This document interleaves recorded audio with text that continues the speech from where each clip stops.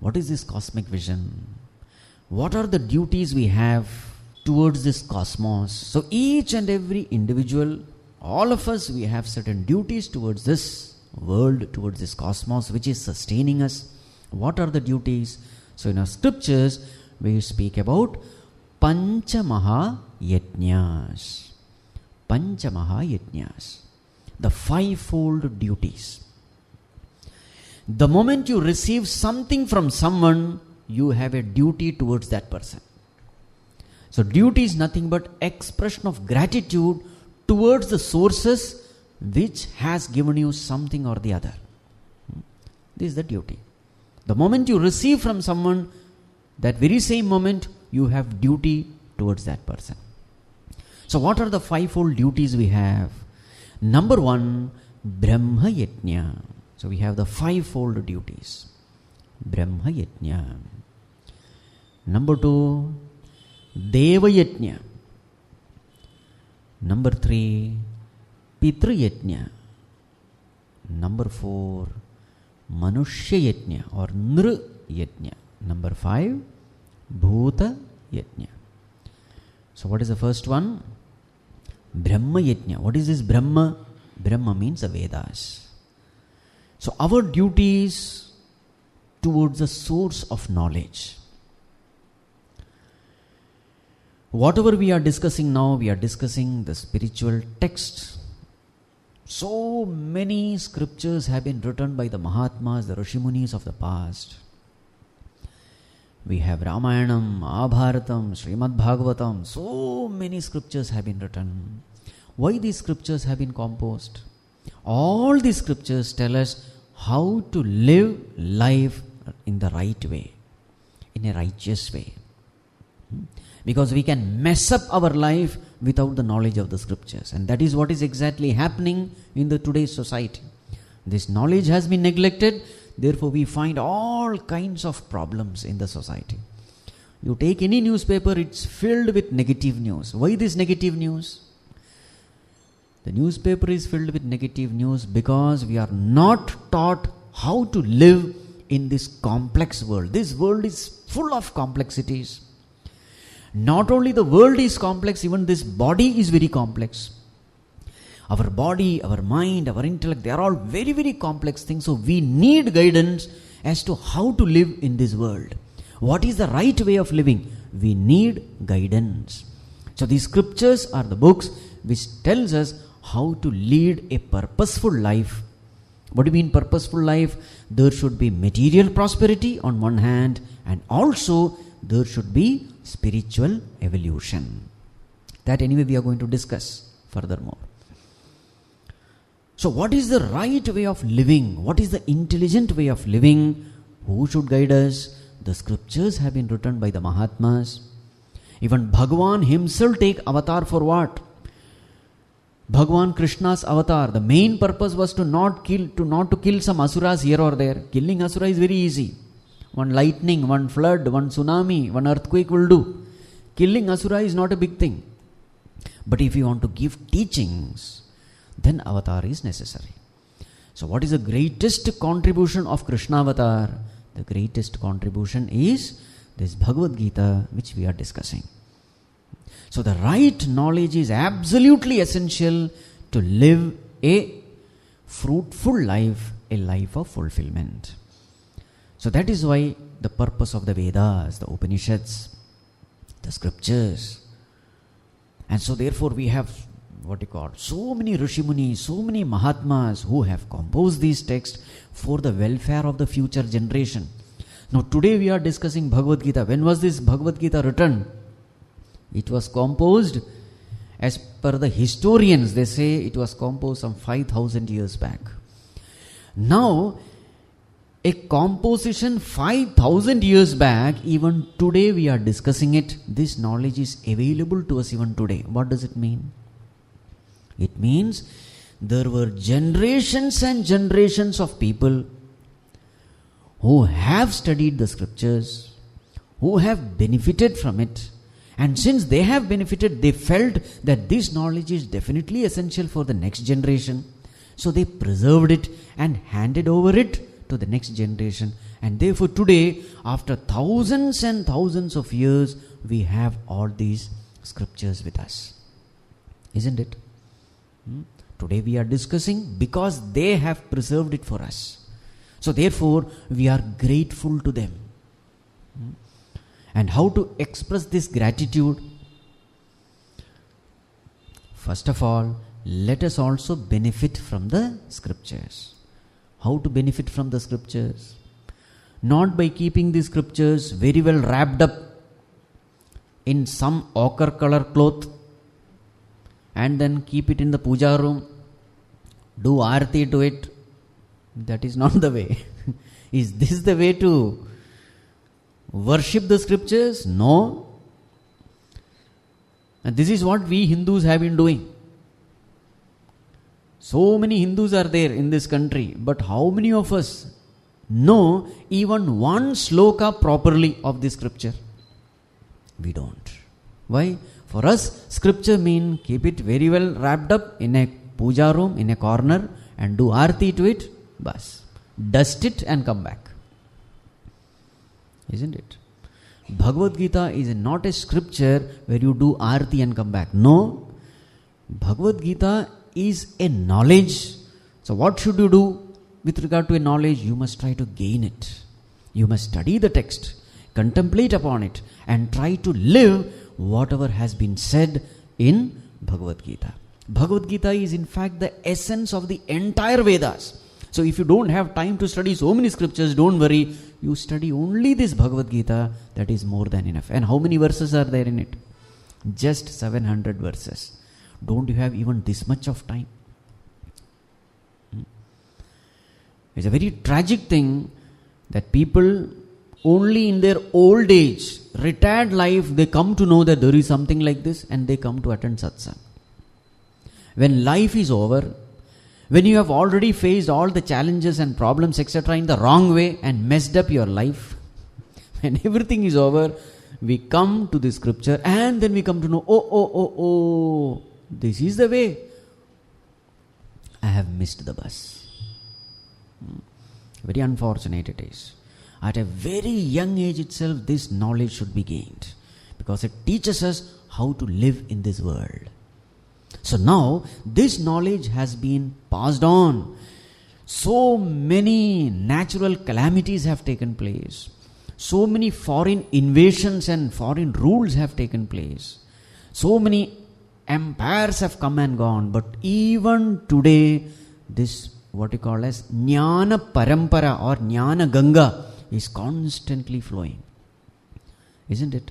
So we must be grateful to all those generations of the past who have preserved this knowledge for us.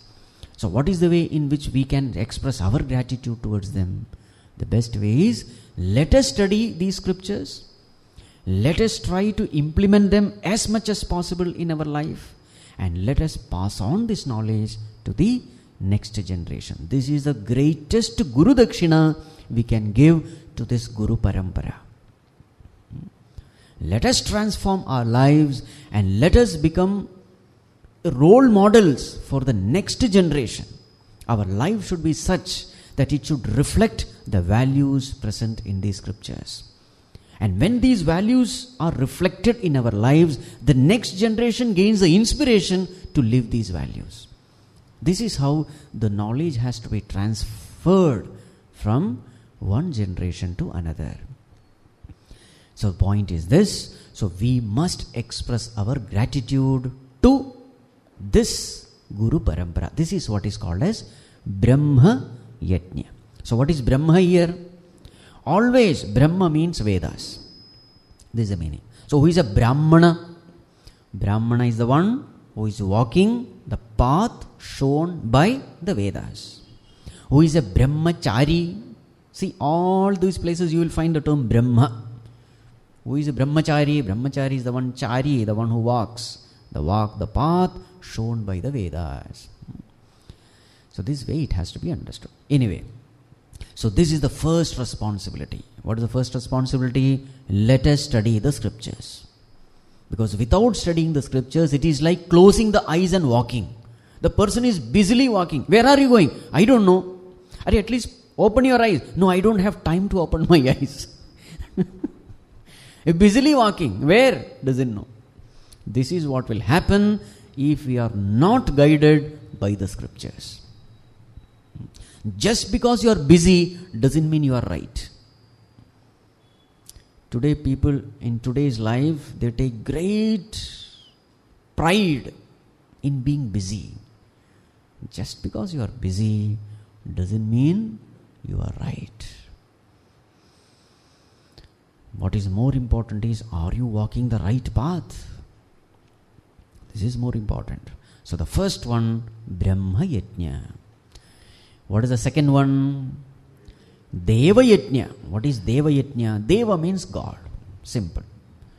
So in your life there should be some time for puja or some kind of spiritual worship of God, because everything has been given by God. So therefore in your day there should be some time kept to worship that Supreme Lord from whom you have got everything.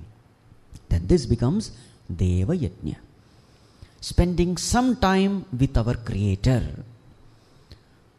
What way you are spending time, it is left up to you. It may be some chanting, it may be some puja, it can be meditation, it can be sitting in silence, it can be talking to God, it can be japa, in whatever way, but spend some time with that Creator who has sent you to this world.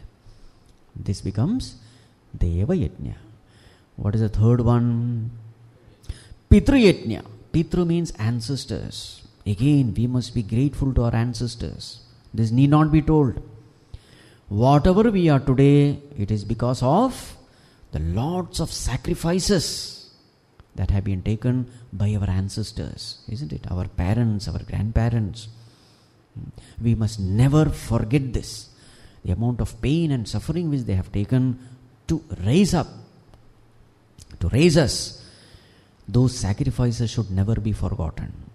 So our expressing our gratitude towards our forefathers, towards our ancestors, this is what we call as Pitru Yajna. So, what should be done? Take care of your father, mother, grandfather, grandmother. Take care of them very well. Lovingly take care of them. Of course, while taking care of them, there will be a lot of pain, struggle, discomfort, inconvenience. Even then, smilingly, as a worship of the Lord, do it. Don't send them to old age homes. This is the point. They may have so many defects, so many weaknesses, but in spite of that, it is our duty to take care of them. That becomes Pitru Yajna. Brahma Yajna, Deva Yajna, Pitru Yajna. What is the next one? Manushya Yajna or Nru Yajna. Our gratitude towards mankind in general.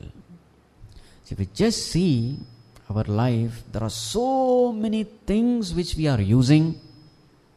Somebody somewhere has sacrificed his time, his energy, his life to make my life comfortable. If you start counting, how much can you count? The list is endless. The food which I eat, the clothes which I wear, now here itself, the electricity, the building, the road, the hospital, the school, how much we have taken from the society, isn't it? Manushya Yajna means being consciously aware of whatever we have got from the mankind and being grateful to them. Now you may say, no, they were paid, that's why they worked. Money is nothing. Just look at a person who is constructing the road, now on that Manipal road, etc. you find. Have you ever observed those people who are the road workers? No. Inhaling those poisonous fumes, and that too in the mid-summer, full of sweat, and that coal is burning there, and there they are, toiling. You think just because you pay some amount of money, that sacrifice can be ignored.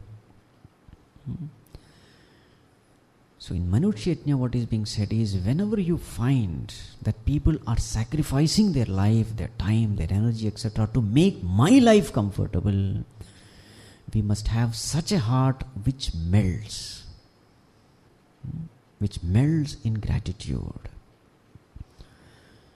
We are all living in wonderful houses, but have you seen those construction people? They are bathed in cement and dust and whatnot. Isn't it? So who should be grateful to whom? So we must have that heart which can feel this. This is the sign of a pure heart. You should not have a stone heart which says, anyway they are paid, why should I care? That's why they are working. That attitude is very bad. Such a person can never progress spiritually. So in life, start counting this. What all things I have got. You will find that every person who is walking on the road, indirectly or directly, that person has contributed to my happiness, to my peace, to my comfort. So I must be grateful to everyone on this planet. Today we have this internet facility, etc. Whatever you want to know, you have to just type in and the whole information comes in the internet. How many people must have worked day and night to give this facility to you? Have we ever thought this? So this way, start thinking. A farmer who is working in the field, how much he must have worked, how much sacrifice he must have undergone, because of which today in front of me I have this food available. So we have to cultivate that kind of heart, a heart which is full of thankfulness, full of gratitude. For such a person who has such a cultivated heart, a refined heart, a pure heart, spirituality is nothing but a cakewalk. It's very easy. Unfortunately, we have never developed these values of life. And that's why we find all these meditation, etc. becoming very difficult. Unless these values are cultivated, no progress is possible. Manushya Yajna. I've heard a very nice story.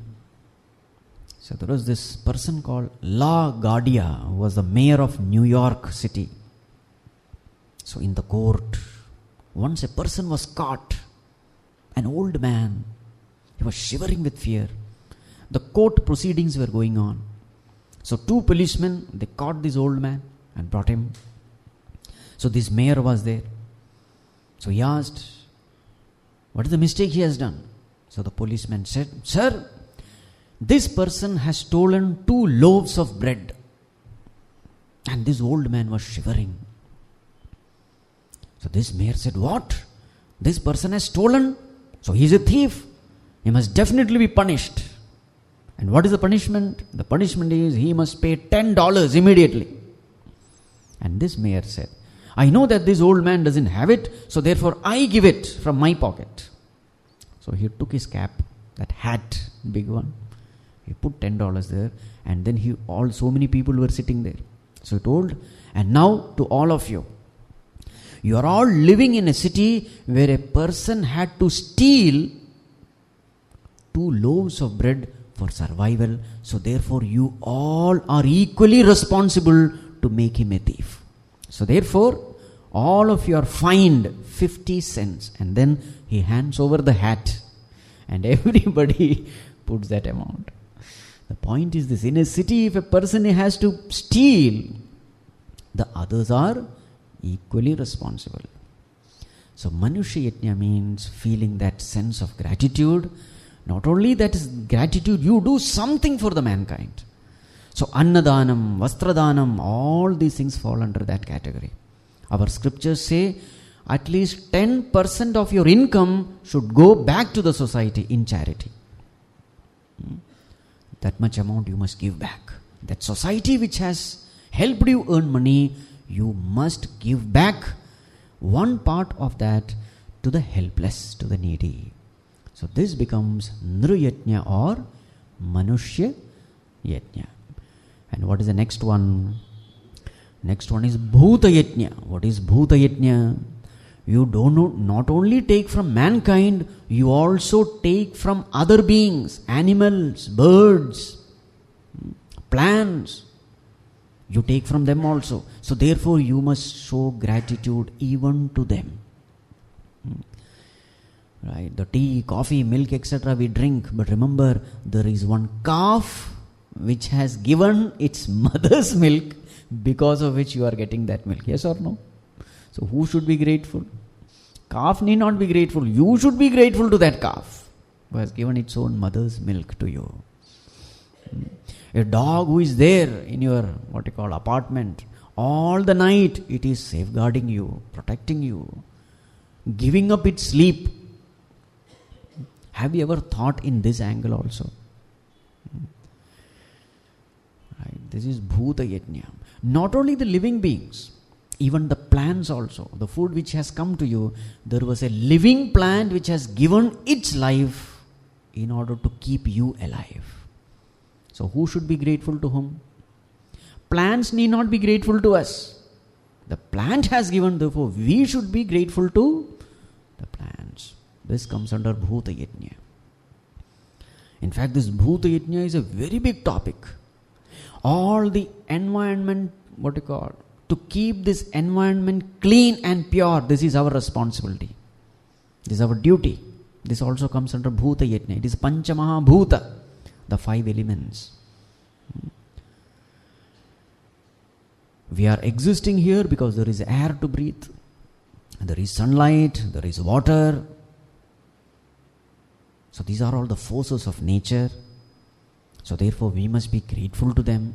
And how to express this gratitude towards these cosmic forces? The best way is keep the earth clean and pure. Keep the environment clean. The past generation has kept this earth a beautiful place. Therefore today we are able to live. So let us keep this planet clean and pure so that the next generation can also benefit from this planet. Bhuta Yajna. In fact, our Guruji, Swami Tejamanji, had mentioned a very beautiful thing. He says, you must be thankful even to the inert things. It is not that you must be thankful only to the living beings. No. For example, the slippers which you have used. Just imagine to keep your foot safe, secure. That slipper is going through wear and tear all the time, isn't it? Isn't it a sacrifice? So you must be grateful to even the inert thing, the chair which you are sitting. That poor chair has been waiting for you as though to give you comfort. So we must be grateful to every little thing.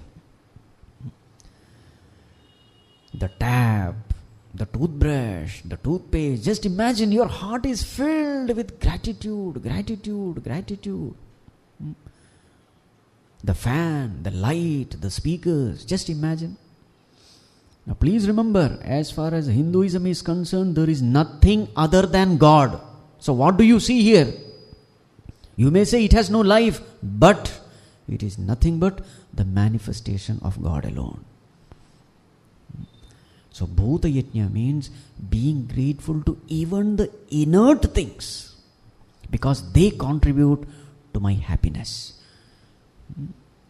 Now just imagine the life of a person who is living in this world with these values. Will he ever have time to complain? Never.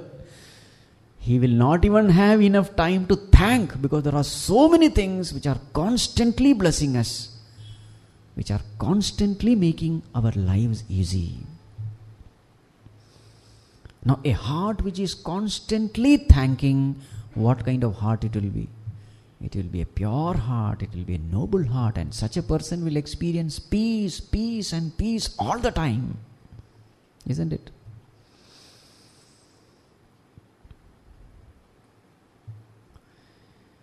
I happened to just watch one video. So it was in the airport. One person was shouting at that, the person in the airport who was in charge. The flight was delayed for 2 hours because of some reason, some technical snag. And this passenger was shouting at somebody, at that in charge, maybe some air hostess or whatever.